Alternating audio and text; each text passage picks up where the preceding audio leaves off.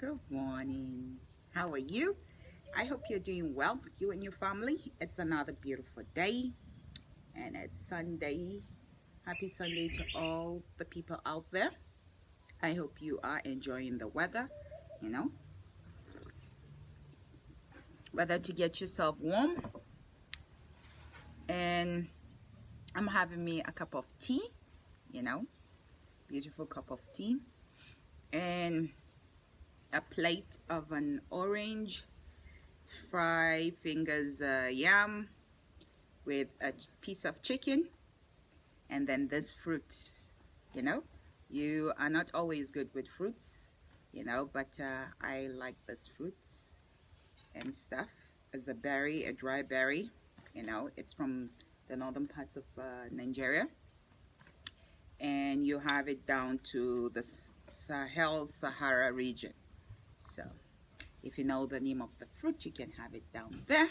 So anyway, today we are going to be discussing some key issues, and I'm going to be having this video on YouTube channel, so you can also link up to my YouTube channel called Aminaofafrica. So all the people that they are fortunate to join live, I will be having this on YouTube.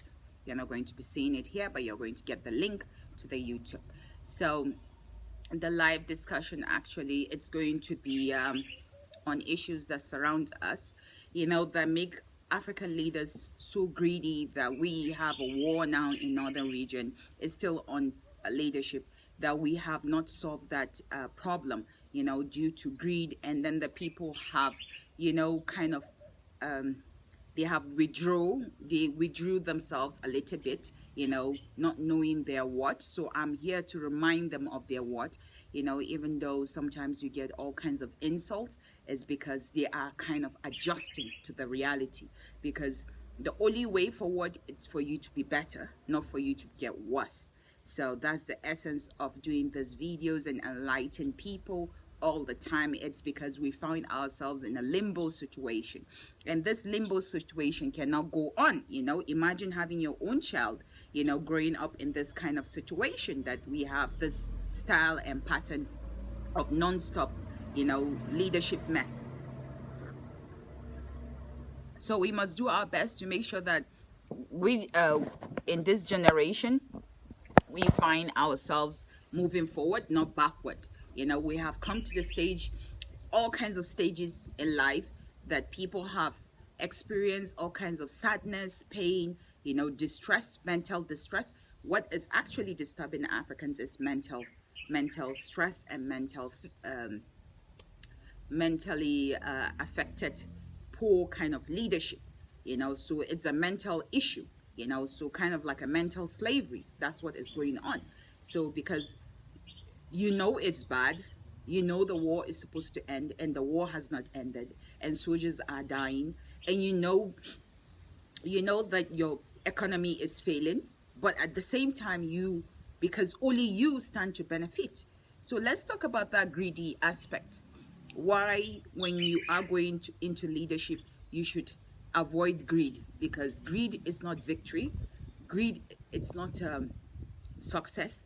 Greed is psychological failure that you refuse to attest to, and you refuse to apprehend, and you refuse to believe. It's a psychological failure that most leaders, there are some leaders that they are great, but most leaders are suffering from that psychological failure. So why do we have that psychological failure? That's what you should be asking yourself. Oh, I forgot to tell you, I'm also going to be putting spice to that piece of chicken, so it's going to go down really well. So why do we have that psychological failure? We have that psychological failure because we think when we become leaders, we are the most important set of people. No one is important anymore. It's just you and your family, or your immediate family. Even your extended family is left out of the equation. And then you end up being so greedy, so sick, mentally. People kind of like worshiping you so that they can have a bite. You think that you're doing great things. You're a victorious person. You are now a champion, a hero. You don't know that you are a sick hero. You are also a sick leader. You think you are so greedy that you have accumulated all these things.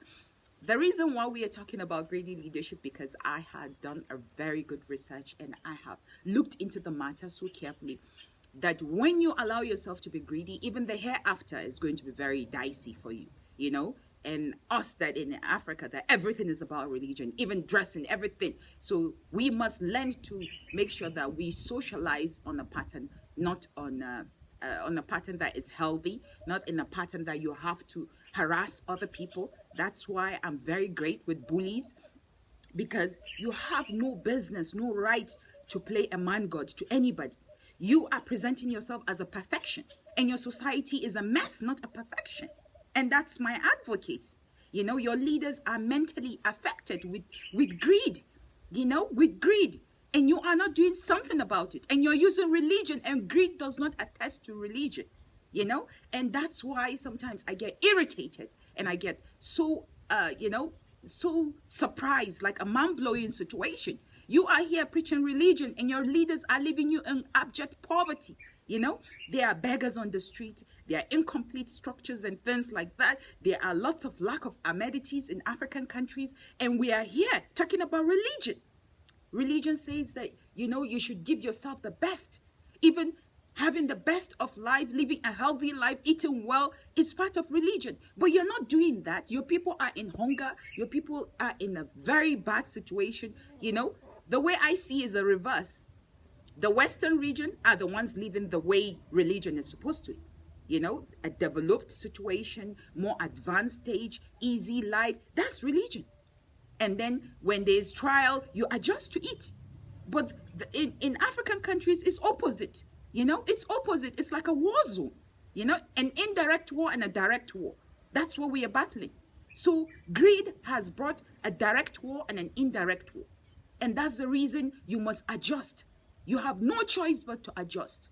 The truth is the only way forward. The truth is the only growth that you can have, you and your generation, you and your children, you and your family, that will keep you safe, that will make you have progress.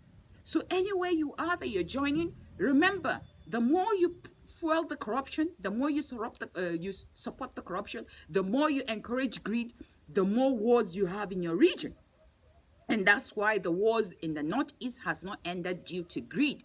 Now you understand how greed has made people sick, because they don't even care whether it's blood money or it's not blood money or it's a cow situation. All they care is that they are making money.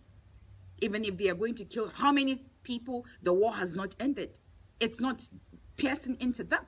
You also as a citizen must learn not to vote leaders in love with greed, that they're mentally sick and they think greed is a victory. Greed has not been a victory to most African countries. That's why you must learn, when you are going into office, to make greed your enemy. Make greed your enemy. Because when you make greed your enemy, you allow your people to grow in skills. You don't hijack their progress. Like how they hijacked my Empower, the Almajiranchi project, and what have you. Because greed has now be the progress. It has become the progress, and there's no change in that. There's no growth in that. Greed allows us to have stunt growth. So we must learn to allow our people to grow without greed. We need leaders that they are visionaries. We need that greedy leaders have no vision. Visionary leaders have visions, and they are not attracted to greed. They love skills, they love growth, they love new innovations. And that's what you need to know and you need to have, you know. So I'll be having this video on my YouTube channel. You can go and watch and share with your family, and I'll have the link very soon. So I'm going to try and do the Hausa on. You have a beautiful day, great day. You know, Sir Ilyas, Zardin, and all what have you, and all the beautiful people that have joined me. Have a beautiful day, you and your family. Bye-bye.